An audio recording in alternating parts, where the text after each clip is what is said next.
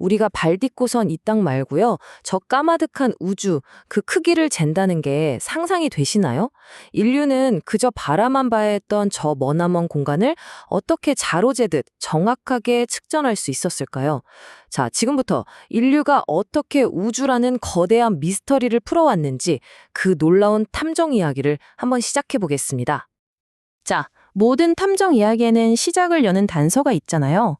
우리의 첫 번째 단서는 바로 이 질문에서 시작합니다. 아니, 한번 생각해 보세요. 1억 년 전, 공룡이 살던 시대에 하루가 지금 우리가 아는 24시간과 달랐다니? 이걸 도대체 어떻게 알아냈을까요? 정말 놀랍게도 그 단서는 공룡 화석 같은 데 있는 게 아니고요. 저 밤하늘에 떠 있는 달에 있습니다. 그것도 우리랑 달 사이의 거리, 그 아주 작은 변화 속에 그 비밀이 숨어 있었던 거죠. 자, 그럼 본격적으로 우주를 재는 우리의 여정을 시작해 볼까요? 그 첫걸음은 우리에게 가장 친숙한 밤하늘의 친구, 달에서부터, 그리고 빛으로 만든 아주 특별한 자에서부터 시작됩니다. 아폴로 우주 비행사들이 달에 가서 발자국만 남긴 게 아니라는 사실 알고 계셨나요? 사실은 거울을 두고 왔습니다. 물론 그냥 거울은 아니고요. 이게 아주 특별한 건데 어떤 각도에서 빛을 쏴도 정확하게 빛을 쏜 바로 그 지점으로 되돌려 보내도록 설계된 그런 특수 반사경이었던 거죠. 이 반사경 덕분에 정말 믿기지 않을 정도로 정밀한 측정이 가능해졌는데요. 그 결과 아주 놀라운 사실이 밝혀졌습니다. 바로 달이 우리 지구에서 매년 3.8cm씩 아주 조금씩 멀어지고 있다는 거였어요. 아니, 근데 달이 왜 우리한테서 멀어지고 있는 걸까요? 도대체 무슨 일이 벌어지고 있는 거죠? 그 이유는 바로 지구랑 달 사이에 벌어지는 눈에 보이지 않는 중력 줄다리기 때문입니다. 이 줄다리기가 달은 바깥쪽으로 슬쩍 밀어내고 동시에 지구의 자전 속도에는 브레이크를 거는 거예요. 점점 느려지게 만드는 거죠. 그러니까 달이 얼마나 멀어졌는지를 거꾸로 계산하면 과거에 지구가 얼마나 빨리 돌았는지, 즉 하루가 몇 시간이었는지를 알아낼 수 있는 겁니다. 공룡 시대의 하루가 23시간이었다는 비밀이 바로 여기에 있었던 거죠. 자, 달까지의 거리는 레이저로 잴 수 있었어요. 근데 저 수억 광년 떨어진 별들은 어떡하죠? 레이저가 닿을 리가 없잖아요? 그래서 인류는 더 거대한 우주를 재기 위해서 완전히 새로운 종류의 자를 생각해내야 했습니다. 바로 별이 스스로 내는 빛, 이 별빛을 자로 사용하는 방법이었죠. 옛날 천문학자들은 그냥 맨눈으로 보고 저 별은 밝네, 이 별은 어둡네 하면서 별들을 분류했어요. 아주 오랫동안 그랬죠. 그러다가 19세기에 들어서면서 이걸 그냥 감으로 하는 게 아니라 아주 정밀한 수학적인 도구로, 그러니까 과학적인 척도로 딱 표준화하게 된 겁니다. 아이디어 자체는 생각보다 되게 간단해요. 근데 정말 기가 막히죠. 여기 촛불이 하나 있다고 생각해 보세요. 이 촛불의 원래 밝기를 내가 정확히 알고 있다면 저 멀리 뒀을 때 희미하게 보이잖아요. 그 희미한 정도만 봐도 대충 저 정도 거리에 있겠구나 하고 계산할 수 있다는 거죠. 모든 별을 이런 우주의 촛불이라고 생각한 겁니다. 근데 문제가 있어요. 별빛자가 정확한지 어떻게 알죠? 그래서 이런 플레이아데스 성단 같은 게 필요한 겁니다. 일종의 우주 기준점 역할을 하는 거죠.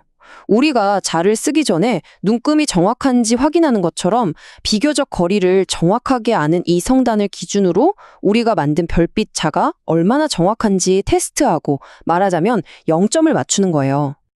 자, 이제 개별별들을 넘어서서 무대를 우주 전체로 한번 넓혀보겠습니다. 1920년대에 들어서면서 천문학자들은 정말이지 우주 그 자체를 잴 수 있는 궁극의 자를 발견하게 됩니다. 에드윈 허블이라는 천문학자가 있었는데요. 이 사람이 정말 대단한 관측 실력을 가진 동료랑 같이 연구를 했어요. 밀턴 휴메이슨이라는 사람인데 원래 노세 몰입꾼이었다가 천문학자가 된 입지전적인 인물이죠. 이 두 사람이 뭘 발견했냐면 저 멀리 있는 은하들이 가만히 있는 게 아니라 전부 우리한테서 멀어지고 있다는 사실을 발견한 겁니다. 그것도 아주 빠른 속도로요. 근데 허블이 처음 계산했을 때 좀 이상한 결과가 나왔어요. 아니, 계산을 해보니까 우주의 나이가 지구보다도 젊게 나오는 거예요. 말이 안 되잖아요. 이건 정말 큰 역설이었죠. 나중에 발터바데라는 다른 천문학자가 이 계산을 다시 들여다봤어요. 거리 측정 방법을 더 정교하게 다듬어서 오류를 바로잡았고 그 결과 우리가 지금 알고 있는 우주의 나이 약 38억 년이라는 값을 얻게 된 겁니다. 그런데 말이죠. 이 우주를 재는 궁극의 자는 정말 누구도 예상하지 못했던 아주 기묘한 사실을 드러내게 됩니다. 뭐냐면 우리가 볼 수 있는 것들을 열심히 측정하다 보니까 역설적으로 우리가 전혀 볼 수 없는 무언가의 존재를 발견하게 된 거예요. 천문학자 베라 루빈이 풀려고 했던 미스터리가 바로 이거였습니다. 은하들이 엄청나게 빠른 속도로 캥이처럼 돌고 있는데 도대체 왜 산산조각 나지 않고 형태를 유지하고 있는 걸까? 계산을 해보니까 눈에 보이는 별들의 질량만으로는 은하를 붙잡아둘 중력이 택도 없이 부족했거든요.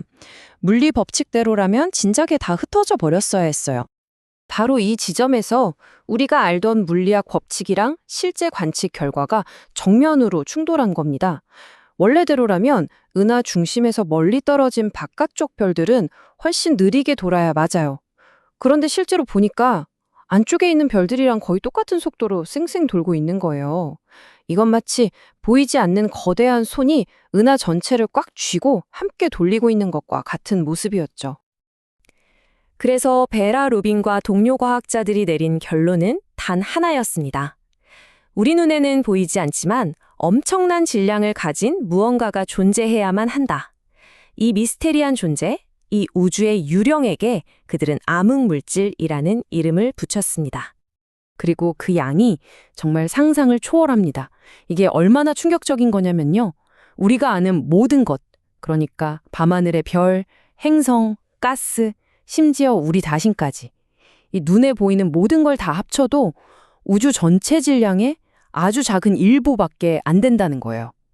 우주의 압도적인 대부분은 우리가 볼 수도 없고 만질 수도 없는 이 암흑물질로 채워져 있다는 거죠. 자, 그럼 이 모든 발견들이 결국 우리에게 무엇을 말해주는 걸까요? 단순히 우주의 거리를 재려고 시작했던 이 여정은요, 우리에게 그것보다 훨씬 더 거대하고 심오한 깨달음을 주었습니다.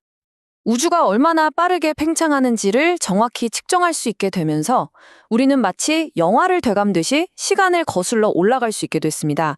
어디까지요? 바로 모든 것이 시작된 그 순간, 빅뱅까지 말이죠. 결국 인류는 우주라는 공간의 지도를 그린 것뿐만 아니라 13,8억 년이라는 거대한 시간의 지도까지 그려낸 셈입니다. 정리해보면 정말 대단하지 않나요? 달에서 3.8cm라는 아주 작은 측정을 시작으로 우리는 결국 우주의 탄생 순간까지 가닿았고 그 과정에서 우리 눈에 보이는 세상이 전부가 아니라는 보이지 않는 물질이 지배하는 우주의 진짜 모습을 마주하게 된 겁니다.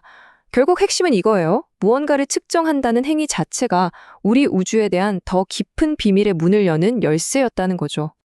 지금까지 우리가 그린 우주 지도는 결국 볼 수 있는 것들을 기준으로 만들어졌습니다. 그렇다면 앞으로 우리가 이 보이지 않는 것들까지 측정하고 지도로 그리는 법을 배우게 된다면 그때는 또 어떤 상상도 못할 우주의 유령들을 발견하게 될까요?